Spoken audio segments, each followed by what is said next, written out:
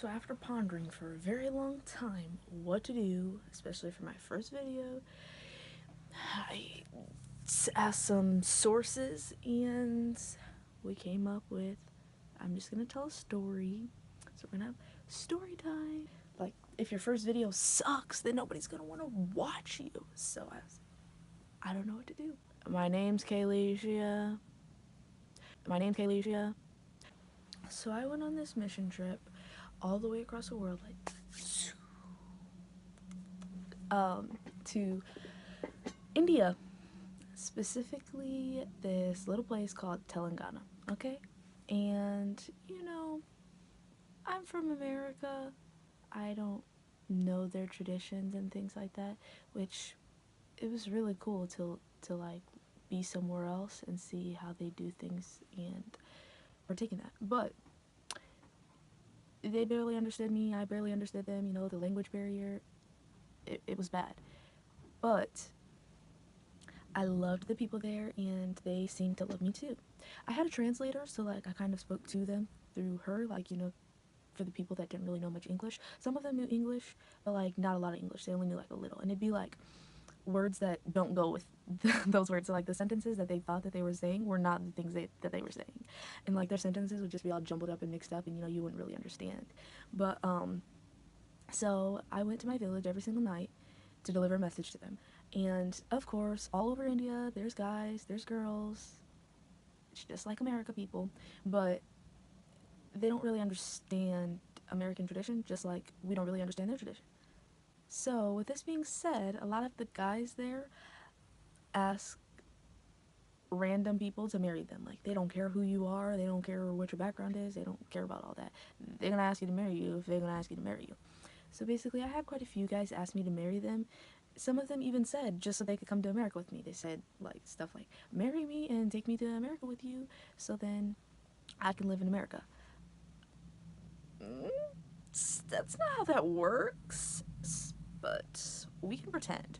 But anyways, so I had like a few of those offers, I don't know what you want to call them, proposals, but this one in particular that I'm going to tell you about. So this guy would come to my meetings every single day, and he was persistent. Like, he would be there early, and, you know, he didn't really know English, so he couldn't really talk to me, so he would just stare. Like, legit, he would sit in the front and just stare. So he had a little buddy that he brought one night, and his little buddy came, and of course, you know, there were all kinds of different people showing up, but this guy came up to me and he said, will you marry me? And I was like, sorry. You know, I didn't really know what else to say, so I was like trying to tell my translator, like, to tell him, like, you know, thanks for the offer, but sorry, I can't, you know.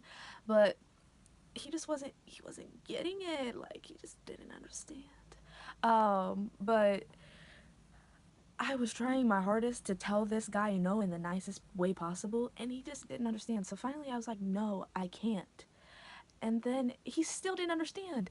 And so he was like, still asking, and he's like, oh, come on, come on. And I'm like, I didn't know what to do. And so something that I probably should have said, like, back before the story started is, or like when I was talking about the classmates, the guy who made it all possible, or like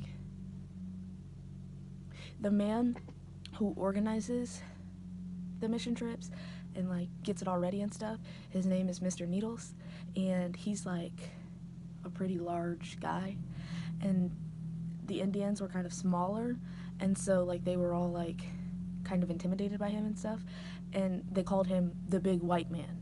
So he's telling, this guy's like asking me, he's very persistent, and I'm like, I can't, and then finally he's like, oh, big white man say no? And I was like, yeah, he did. And he's like, oh, your dad? And I was like, he's not my dad, but I guess he'll be my dad today. Yeah, my dad. Yeah. So basically, he comes, Mr. Needles comes to my site, whatever, and he's like checking everything out.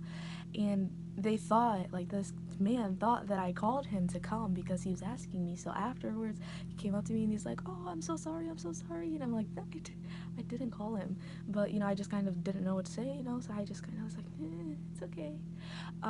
So like the next day he asked me again and I was like, sure, I'll come back to India in a few years and we can get married. And so he's like, oh, so we're engaged, and I'm like, and I just did this awkward smile the whole time, just a little itch in the neck. So pretty much I have this man in India right now who thinks he's my fiance, but I don't understand why, because I explained to him no. And I'm a very sarcastic person, and so like I joke around a lot and stuff, and I made the joke, and it was like a joke when I was saying that I was gonna come back in a few years, but he understood what I said, and so it kind of didn't go over well. But so yeah, I have this accidental fiance somewhere in India who's probably waiting for me to come back, but I don't know if I'll ever go back to India, and we're not gonna get married. But yeah, so now you know about my accidental fiance. I'll let you know when I get a real one. I'll be back with more content. Let me know what you guys want to see. I hope you liked my story. And if any of you ladies out there want a fiance, I'll hand him over to you. But like, comment, share, and subscribe. Later, skaters.